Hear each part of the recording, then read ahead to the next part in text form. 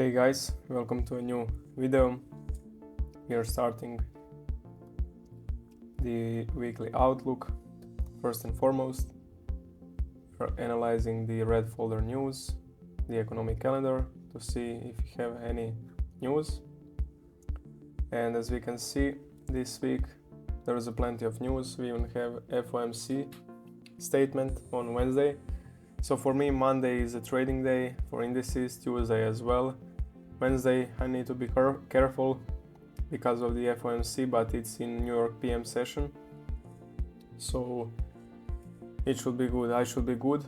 And Thursday as well we have the red folder news. Friday there is no news, but for indices trading, feel free to do so. For crypto, just be careful on Wednesday because of that FOMC statement if you're gonna trade that, and day before because price action tends to be much less probable because the whole market is basically waiting for the news and data to drop to see where we are headed next. On BTC we are starting with the monthly chart, but there is nothing much going on in my eyes. I can only see previous month low because we disrespected the monthly FEG. We still have this gap, and if you don't negate that gap, there is gonna be a pretty bad scenario because we're gonna have the FEG to push us to the lower side. But for now, not much hope, still inside candle on the monthly. On the weekly we can see that we had the sweeps of the previous week high and previous week low right there. I was thinking that we are gonna go to the weekly breakaway gap after we swept this swing low, previous week low. I thought that the market had strength to go towards here, like this, towards the weekly breakaway gap, but we just swept the previous week high and we didn't actually displace above. We had the narrative to move higher. We had this daily breakaway gap which we even retraced into right there, and if we are going higher we should do so from here to deliver us towards the weekly breakaway gap.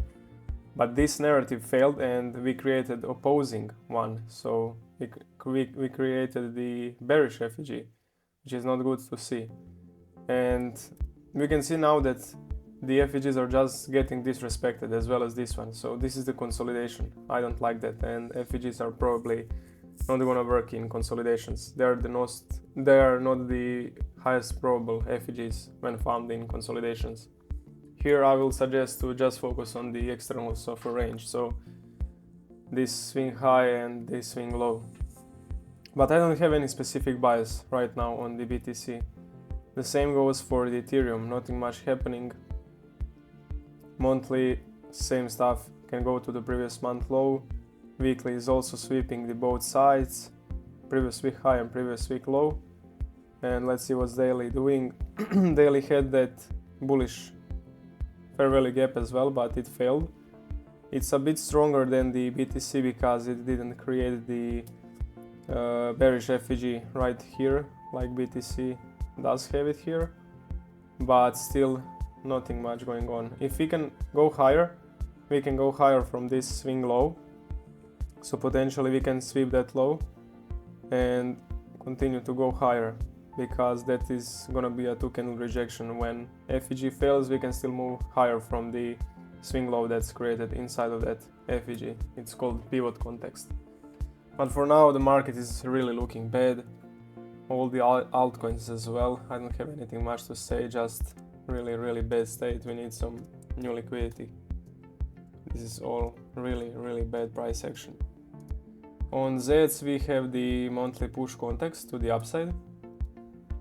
The weekly is gonna close bad and we're gonna create the trapped order flow, which is gonna be a problem for us.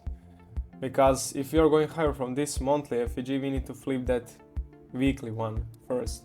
And as well we are just consolidating after the daily FEG bearish one as well, which is the speed bump. We needed to flip that. Now we need to flip this rejection high.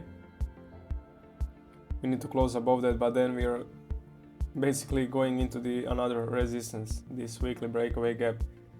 So we still need some time. All the other altcoins are not bad. Are bad, sorry. Indices are hella clean. We are going for the previous month's high and swing highs. NQ is gonna be on the left side, S&P 500 on the right side. S&P is gonna hit it first probably. You can see how we are much closer, which means that it's stronger as well. Weekly, same scenario. Weekly push context from swing low to swing highs. Big respects, that's what we love to see. And from there we also run the previous week high on both assets, like you can see right there and right here, which means that we are expecting the next candle to go higher, just because of the candle closes on the weekly. Basically you can predict the next candle to open and go higher, because we are running that high. It's showing us the strength to go higher. What we can see on the commodities is that silver is running the previous month high, while the gold is just sweeping it, like you can see right there. If you go down to the lower time frames, we can see that silver is again just making the breakaway gap to push higher. So most likely it won't fill this breakaway gap, while the gold created the FEG and it's sweeping the previous month high. So most likely if we see a sweep like this, we're gonna retrace into that. On the daily there is nothing much, just consolidation.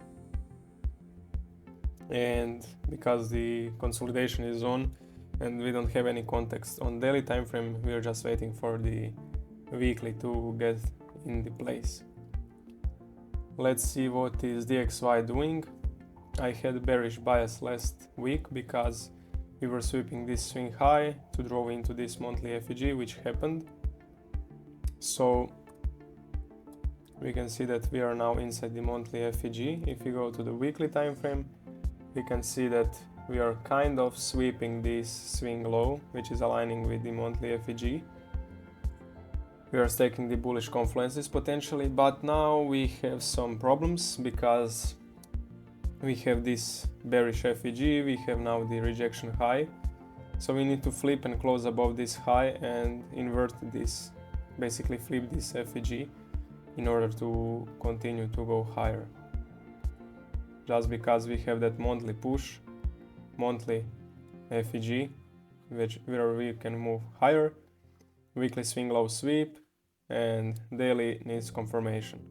If not, we can maybe sweep this swing high and potentially move lower, because we don't have any confirmations from these higher time frame contexts. Once DXY confirms its bias and everything, then we're gonna see what's happening with the majors and potentially find some swings. That will be it. Peace.